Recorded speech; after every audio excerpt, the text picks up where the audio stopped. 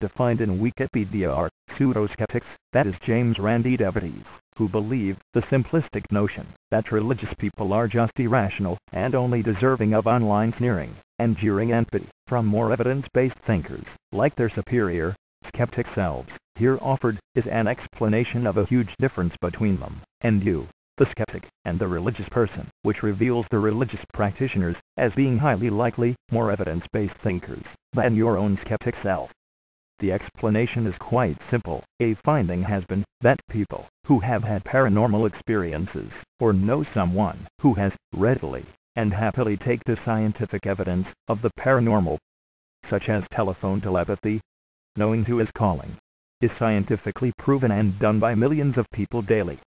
Vociferous denials and condemnation come from online pseudo-skeptics, Randi devotees, who apparently are completely deprived of paranormal experiences.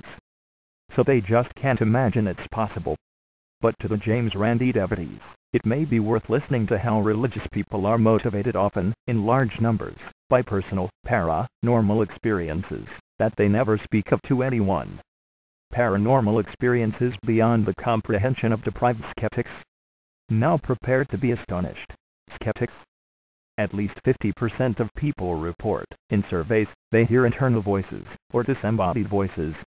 Yes, that's every second person walking down the street hears internal voices, one time or another.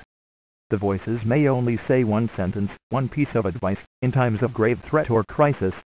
Many people report they have been steered to safety, saved from death or injury by a disembodied voice, supplying a firm, clear warning.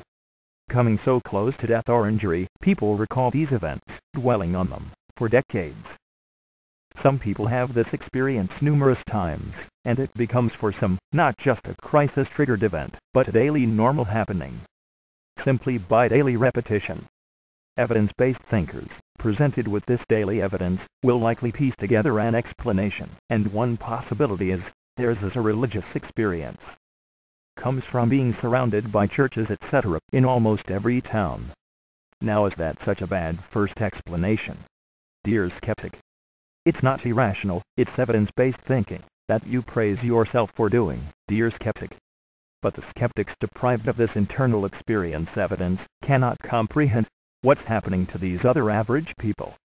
Now, guess what? This was announced in Time magazine, that 50% of people experience these near inexplicable, disembodied voice rescue interventions, and two things stand out.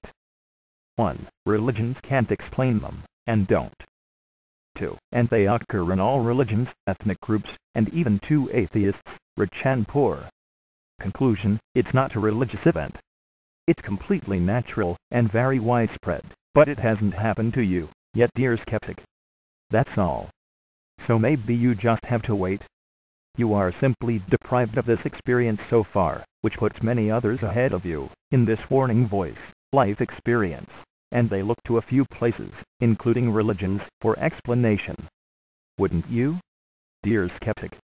Of course, people hearing voices don't talk about this for fear of ridicule. It is yet another societal taboo. And ridicule is always available in endless supply from Randi's pseudo-skeptics, his devotees, right? The intervening rescue voice, reported by so many, has a nickname, not to be taken too literally. It's simply a half-explanatory name. Every evidence-based thinker does provisional concept titling, is that right? Don't you also? Dear deprived skeptic. Reported in a Time magazine headline, Guardian angels are here, say most Americans, and half of all Americans believe they have been helped by a guardian angel in the course of their lives, according to a new poll by the Baylor University Institute for Studies of Religion. In a poll of 1,700 respondents, 55% answered affirmatively to the statement, "I was protected from harm by a guardian angel." The responses defied standard class and denominational assumptions about religious belief. The majority held up regardless of denomination, region, or education, though the figure was a little lower, 37%, among respondents earning more than $150,000 a year.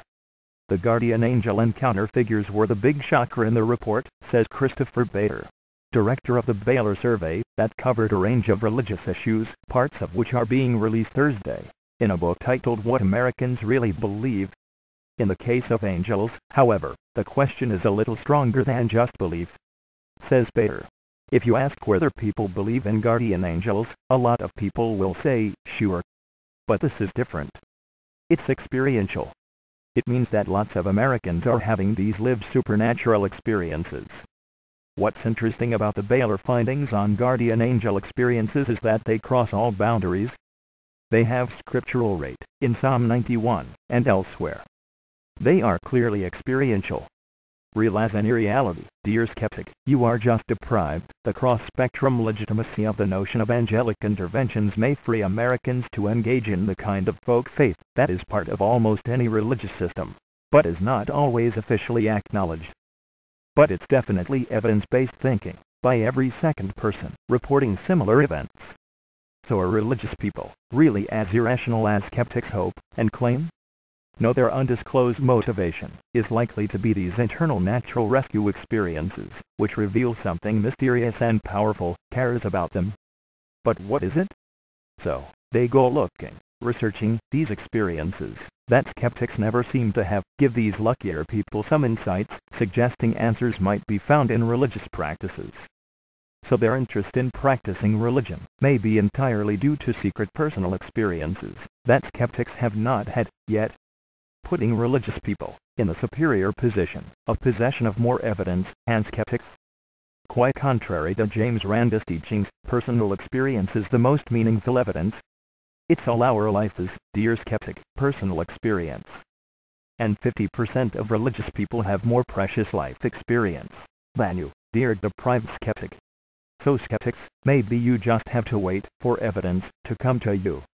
You might just be near the end of the queue, one of the last to wake up to the fact that the so-called paranormal is really ho-hum normal for most people.